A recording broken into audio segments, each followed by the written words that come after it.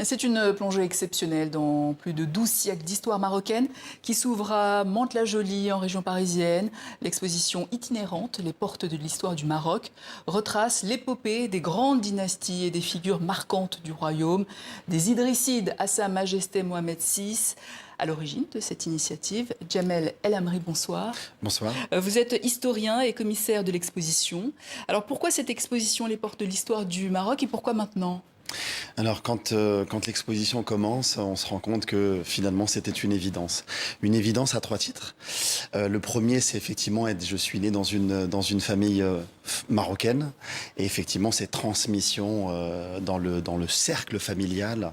Voilà, c'est mes madeleines de Proust chaque été en partant de France pour aller au Maroc dans la région de Meknès. Il y a eu un deuxième temps, celui des études universitaires où en tant que spécialiste aussi de la civilisation musulmane, j'ai eu le loisir, le plaisir de me pencher sur les grandes dynasties et notamment les grandes dynasties marocaines, les Almoravides, les Almohades. Et il y a eu un troisième temps, je pense celui de la responsabilité, puisque beaucoup de gens, beaucoup de transmetteurs au sein même du foyer familial nous ont quittés depuis le Covid. Et en même temps aussi en tant que père de famille, il me semblait important d'aborder cette histoire nationale. Alors justement, vous parlez des dynasties. Quels sont les personnages et les dynasties qui, selon vous, incarnent le mieux l'héritage et la singularité du Maroc ? Alors, vous avez parlé des Idrissides. Commençons par cette dynastie. Je pense qu'il se passe quelque chose au Maroc à partir de 789 avec la figure d'Idriss Ier. Idriss Ier, il vient de la péninsule arabique. Il est arabe et il a la particularité de descendre de la famille du prophète de l'islam.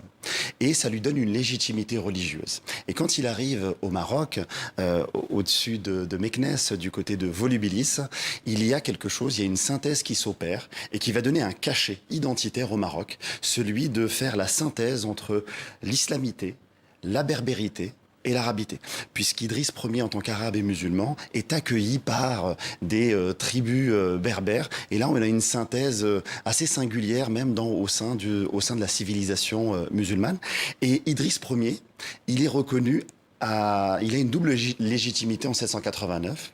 La première, c'est d'être le souverain politique, mais aussi d'être reconnu comme imam, donc avec cette figure politique. Et si nous revenons au temps présent, Sa Majesté le roi Mohamed VI est reconnu en tant que souverain politique, mais aussi en tant que commandeur des croyants. Et je crois que vraiment les Idrissides donnent déjà le ton, donnent déjà une colonne vertébrale, une certaine identité politique et religieuse à cette grande nation qui est la nation marocaine. Alors justement, on vit une époque où les récits historiques sont souvent contestés, voire instrumentalisés.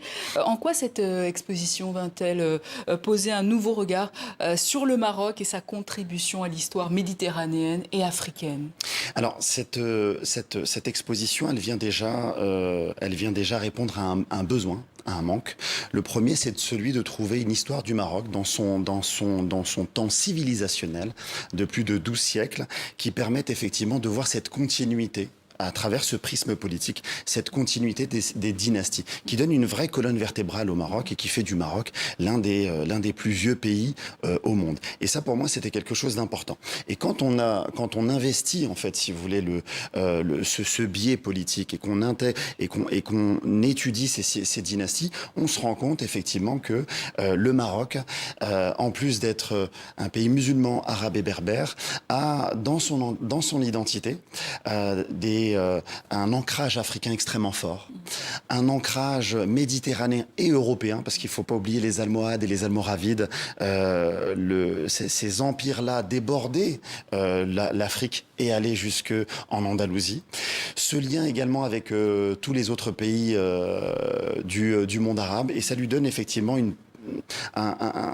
le Maroc est en soi un espèce de pays carrefour en fait de toutes ces influences, et il ne faut pas oublier effectivement qu'avant que les musulmans arrivent, il y a des traces de présence chrétienne et aussi des communautés juives qui sont présentes avant l'arrivée de l'islam et encore jusqu'à aujourd'hui. Alors il nous reste 30 secondes. Oui. Vous parliez du biais politique. Quel message, justement, souhaitez-vous transmettre au moment où les relations entre la France et le Maroc connaissent un nouveau souffle?